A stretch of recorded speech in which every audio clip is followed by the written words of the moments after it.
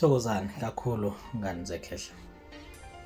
Kunento ezohlupha efuna sibhekisise abantu abamkhulu. Iy'phiwo zabantu ayifani futhi ayisoze zafana. Futhi singabantu siphiwe ngendlela engafani. Kunento efuna siyiqaphele kakhulu. Ungahaleli isiphiwo somunye umuntu kangangokuthi uzoshintsha isiphiwo sakho ufuna ukusifanisa nesomuntu. Lelo ngakufaka enkingeni enkulu.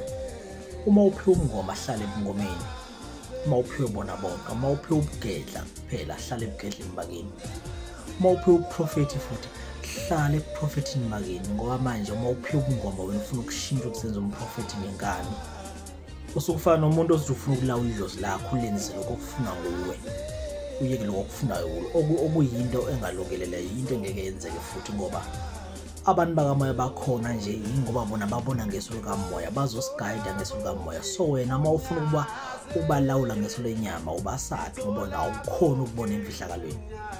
Baningi abantu abaxakile isimo sokuthi bayishintshile bona bafuna iy'phiwo zabantu. Namhlanje kunabantu abayizangoma kodwa bazenza abaprofethi. Namhlanje kunabantu abayizangoma kodwa bazenza iy'nyanga, abanye bazenza ama-mediums mhlawumbe. Kodwa umuntu ophiwe umngoma bese ethi mina lami ngizoxhumana nami ngoba ubalekile isiphiwo sakini wasijahela isiphiwo sabanye.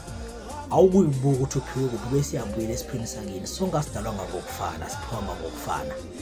Hlala esiphweni sakini sizokusebenzela futhi sizokuphilisa impilo oyifunayo. Bayazi abantu abadala abanikele sona. Iy'ngozi ngempela lokushintsha isiphiwo sakho bese usebenzisa sabanye. Asiqaphele abantu abamkhulu ukuze indlela zethu zizokwazi ukuthi zilunge. Siphile impilo esiyifunayo ngoba abanye bahlushwe kuze ukuthi balandele iy'phiwo ngezona zabo bafuna ukusebenzisa zona beshiye zakubo lezi ezizobaphilisa kahle. Okuhle kumhlophe ngani zekhehla. Amen.